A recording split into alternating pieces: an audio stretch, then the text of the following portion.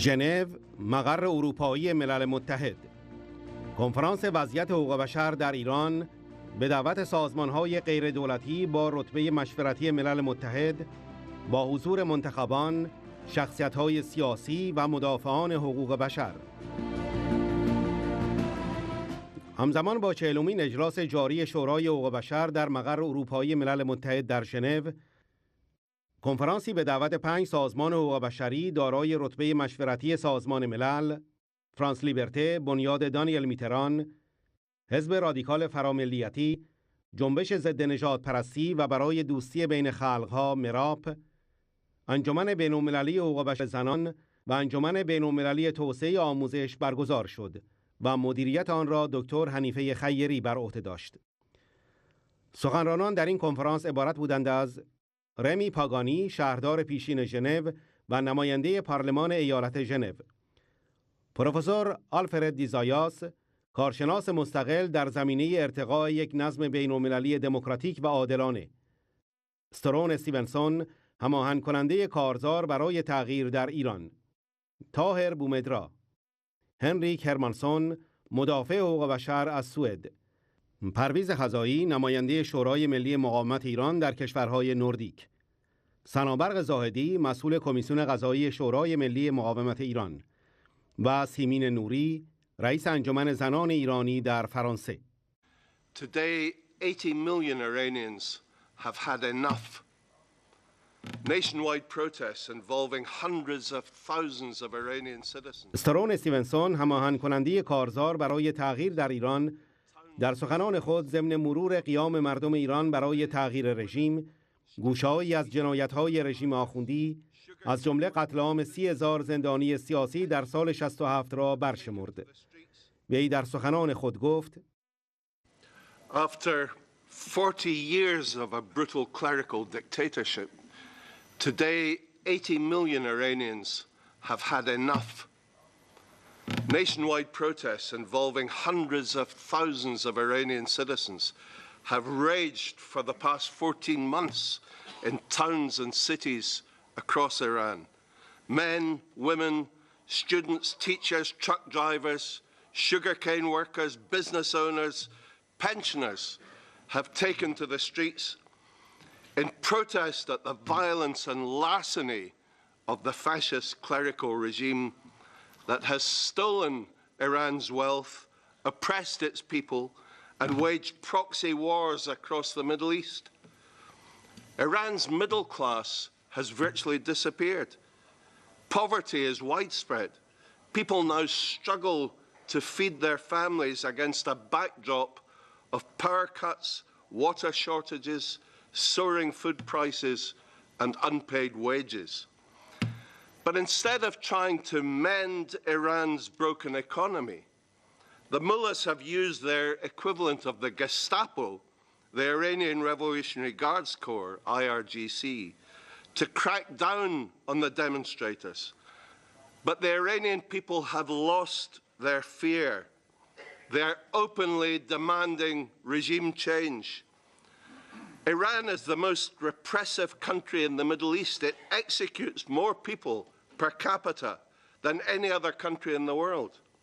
Here we have a regime that tortures, rapes, sodomizes, and executes political prisoners, a regime that flogs, lapidates, amputates limbs, gouges out eyes, hangs people in public, a regime that has executed more than 4,000 people, including women and children, since the so-called moderate President Rouhani took office. This is a dictatorship that governs through corruption, bribery, blackmail, extortion, and fear. In 1988, the regime massacred over 30,000 political prisoners, most of them supporters or members of the People's Mujahideen Organization of Iran, the PMOI or MEK, in a well-documented atrocity that's now the subject of reports by Amnesty International and investigations by the United Nations. But the perpetrators of that massacre are still in positions of power within the regime today. Many have even boasted of their roles. At the weekend, Khamenei appointed Ibrahim Raisi as the senior justice, the head of the justiciary, a man who was one of the key executors, the key criminals during the 1988 massacre of political prisoners. He has just been made head of the Iranian justiciary. This is a regime that is now using its embassies as bomb factories and terror cells, plotting murders here in Europe and in America, as evidenced by the arrest on the 30th of June last year of Asadollah Assadi, a diplomat, so-called, from the Iranian embassy in Vienna. Assadi has been charged with handing over a bomb to 2 Iranian agents, instructing them to bomb a rally in Paris organized by the PMOI and the National Council of Resistance of Iran, the main democratic opposition to the mullahs. And similar action has been taken against Iranian terrorist plots in the US, Denmark, Bulgaria, the Netherlands, and other European nations who are now imposing their own sanctions on the Iranian regime and blacklisting some of its agents. استرون استیونسون سپس با یادآوری اخراج سفیر و دبیراول سفارت رژیم در آلبانی به خاطر اقدامات تروریستی علیه مجاهدین در خاک آلبانی، مماشات دولت‌های اروپایی با رژیم آخوندی را محکوم کرد و خواستار تعطیلی سفارت‌های رژیم در اروپا به عنوان لانه‌های ترور و جاسوسی رژیم و همچنین خواستار تشکیل هیئت تحقیق بین‌المللی تحت نظر سازمان ملل به منظور محاکمه عاملان و آمران قتل عام 30,000 زندانی سیاسی در سال 67 شد. The focus of the civilized world today is on the United Nations. Please heed the cries of the oppressed millions in Iran. Thank you very much.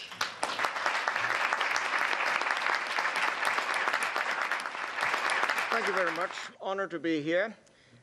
پروفسور آلفرد دیزایاس در سخنان خود قتل عام 67 توسط رژیم آخوندی را به عنوان جنایت علیه بشریت مورد توجه قرار داد و تاکید کرد که این موضوع در میان گزارشگران سازمان ملل که در مورد کمیسیون‌های حقیقت‌یاب تجربه دارند مورد توجه است و بسیاری از آنها با خانواده‌های قربانیان قتل عام 67 ابراز همدردی می‌کنند. پروفسور آلفرد دیزایاس افزود: earlier years when I was still rapporteur in some joint efforts that we rapporteurs undertook, including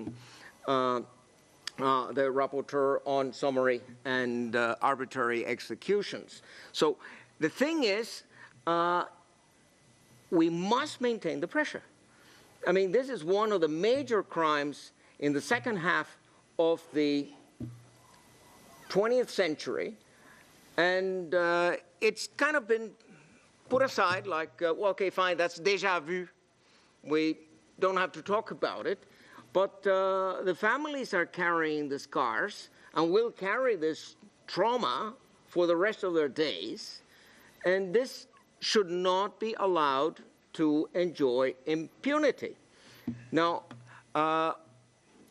of course, these crimes were committed in 1988, long before the Statute of Rome was adopted, long before the International Criminal Court took on its functions in 2002. So that particular avenue is not accessible to you.